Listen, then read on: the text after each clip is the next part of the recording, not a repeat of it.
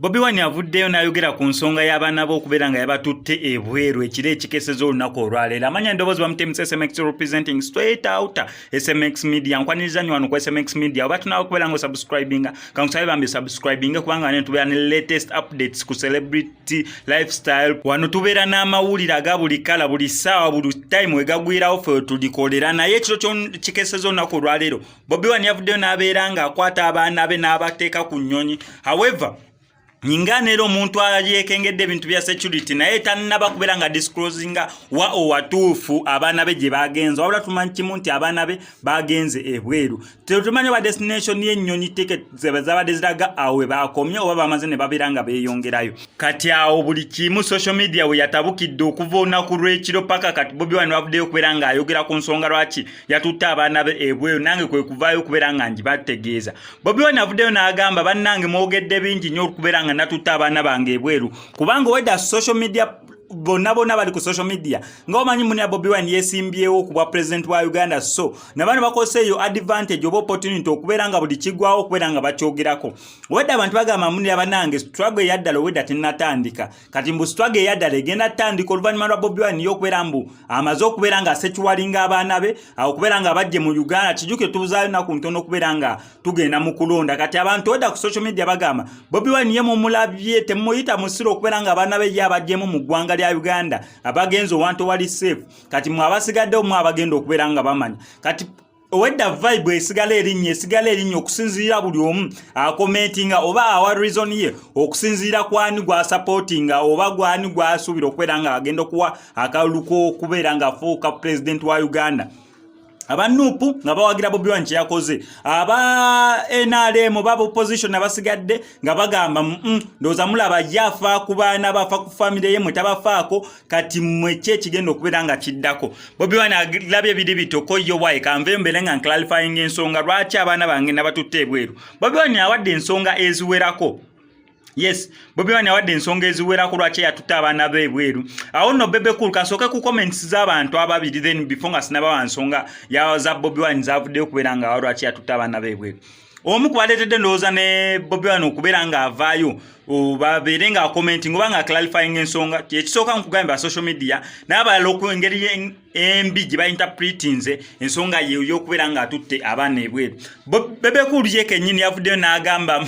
ku social media naye atadde ebifaananyi ebyo nga bimukubirako screen n'agamba nsaasidde abaana ba Eddie Mutwe ne Nubian Lee bo bagenda kusigala ku ki. Oyo Bebe Cool ye wati we yatifunye okusinzira nti Bobi Wine yatutte abaana b'ebweru. Dr. Joseph Chameleone ye n'avaayo n'agamba ensonga ya Bobi Wine okubeera nga atutte abaana b'ebweru nsonga nnungi etegeerekeka era ngisupportinga. Lwaki ono agisupportinga okwesimba ku road mayor kirabika mukyala we paka kati okusinziira ku magezi gange nga SMX okusinziira ku kinasembe okubeera nga ntegeera mujja kumpa bulamu awo wansi mu comments oba ndi mukyamu oba ndi mutuufu.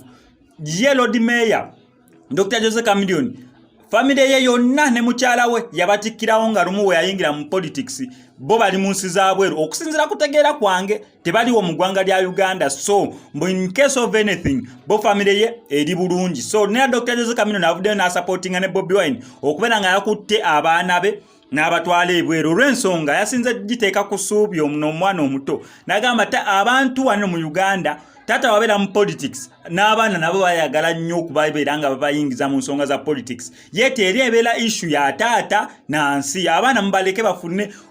okuzibwa okwa childhood agambe childhood lifestyle bakuzibwe nga bamanye ekitiibwa ky'obuto oba essanyu ly'obuto naye sikulira mu tiyagaasi sikulira mu nnyombo sikulanga balaba bavuma taata w'ebityo nedda badeservinga okufuna life yaabwe ng'abaana. So Dr. Joseph Chameleone n'abeera nga supportinga Bobi Wine okubeera nga atwala abaana be ebweru olw'ensonga mbu ne Dr. Joseph Chameleone okusinza kutegeera kwange abaana be ne family ye bali bweru.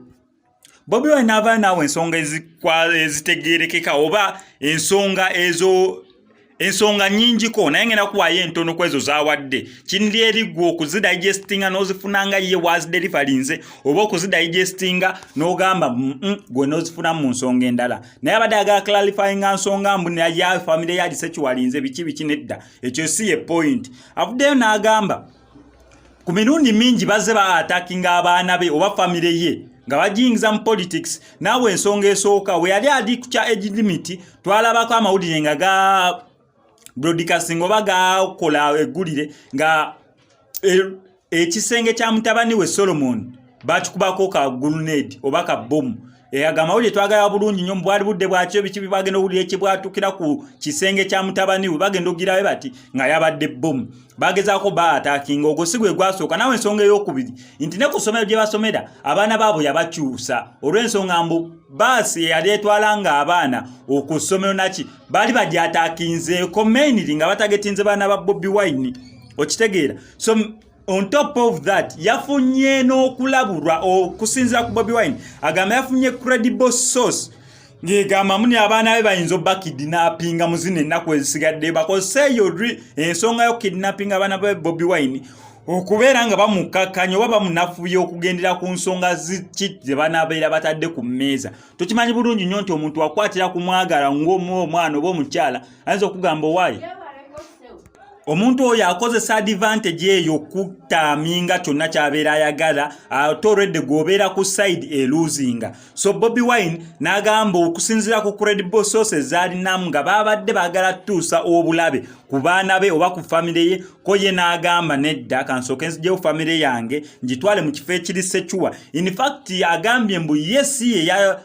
yafunye ne idea y'okugamba abaana be kabatwale mu kifo ekiri Ssekyuwa however much ng'omuzadde obeera n'okuprotectinga famire yo naye okusinziira ku mikwano gye abali ey'ebweru bafiirinze concerned ne bamugamba abaana be abatwale eyo neera mbu abaana be tebabapangisiriza hoteero mbu babagenda beera eyo mu hoteero eri reserved babeera eyo paka okulonda nga kuwedde nedda just bali wa mikwano gya Bobi Wine abafiirinze concerned ne bagamba naye omanyi Bobi Wine abaana batisi baleete fe tubakukuumireko mu kaseera kanene okusinziira munera intimidation n'okusomoozebwa kino na kino na kino bingi abaana basobole okubeera nga bakola ki nga bavaayo kati nze SMX awo nzigira ndi musanyufu nnyo nti waliwo omuntu yansindikidde ka video ng'agamba SMX waliwo ensonga gye wayogerako simanyi ensonga ya Uganda empya oba okusotuwalingayo future ekusange ng'oli mulamu ne kweno round ngenda kikola bwentyo nti Bobi Wine kyakoze sigenda muwakanya mbu bannange kyakoze kibi nedda ate sigenda gamba mu kyakoze kirungi nedda nze Bobi Wine ensonga y'okutwala abaana b'ebweru Bebe Cool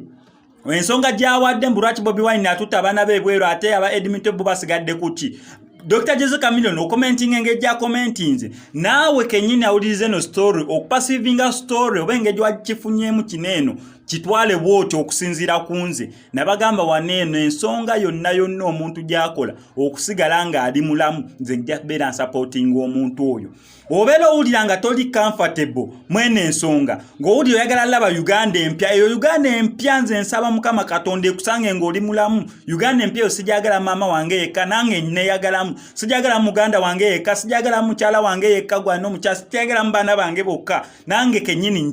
njagala njibeeremu gwagamba okusekyuwalingayo future eyo future gy'osekyuwalinga ze saga ngisekyuwalingire mutabani wo oba ani nedda njagala nange future gyensekyuwalinga njibeeremu ensonga ya Bobi Wine okwera nga yatutta abaana be ng'afiiringa mbwawe bagenda okubeera okuyita mu kino process nga balamu ekyo nkisapootinga nawe kenyini obeera olina obusobozi n'ogamba omanyi nange nina obusobozi abaana bange oba mukyala wange oba gundi kambatwale as long as nze kyenfaako osigadde oli mulamu igwa kikoze oba abantu bo protecting basigadde nga bakyali balamu epoint eri nti kasita osigala ng'oli mulamu sooka okuuma obulamu bwo okukola violence oba okukola obusambatuko bonna ogenda sigala oli mulamu kola kyonna ekyetaagisa okulaba mbu ogenda sigala ng'oli mulamu gwekera ku makya genda olonde yenna gw'oyagala ku polling station yonna gy'oyagala ebyokulondesa obimanyi ebyetaagisa ID yo akakongeko masiki osobola otambula ne kapenike genda olonde omuntu yenna gw'oyagala okuuma eddembe nze simanyi oba ekyo bwe ŋŋamba okuuma eddembe kibayisa bubi naye point yange eri nti kasita osigala ng'oli mulamu kasita osigala ng'oli mulamu kola kyonna ky'okola nze kyenjagala Uganda empya ensange nga ndi mulamu how are you going to secure your future nze njagala tusecuwalinge our future etusange nga tuli balamu eyo the main point so Bobi Wine abeera akutta abaana be n'abatwala ebweru nga point ye bo basigale nga balamu nkiwagira naye kenyini newekwata n'agamba nvudde mu Uganda okulonda oba kunsange nga siri mu Uganda kasa point oba reason gy'abeera agenda okubeera nga agenda kumpa bw'oba neekengedde kino na kino njagala sigala nga ndi mulamu nze muwagira nawe kenyini n'ogamba okedde ku makya bannange omanyi ngenda kukola kino na kino ensonga bintu bigende bulungi naye nsigale nga ndi mulamu awo nkuwagira nze buli omu ekintu kyonna kyakola as long as bambi ogenda sigala nga okumya obuntu bulamu nawe kenyini oleme kubeera mu nsonga eziyinza okutwaza obulamu bwo oba okujjawo obulamu bwo nze yeggwe muntu yekka gwe mpagira simanyi wa mukifunye bulungi oba mukifunye bubi naye nze mpagira omuntu yenna akuuma atwala kyonna responsibility yonna okusigala nti ogenda sigala ng'okyali mulamu kubanga Bible ne Quran etugamba mu lwatu nti omuntu yenna n'okomitinga suicide nga gwe kenyini gwe yese kale omuntu omulala aleme kutta naye gwe kenyini naawe n'owetta Bible ne Quran tekyagala nira naawe bakubala ng'omuntu ayonoonye nira ogwo omusango guba gugenda kubalibwako kati ate olwo gwa taking advantage oba extra step okutta omuntu omulala oba okuviolating omuntu omulala oba eddembe ly'omuntu omulala exercise your rights kasita otakosa bantu balala nawe nosigala ng'oli mulamu nze kyensinga okubeera nga nfaako amanya ndowooza bamutemu SMX representing straight out SMX media obeera tusubscribing anga kamusaba mbe subscribing o liking ate commenting on SMX media MC SMX I sign out.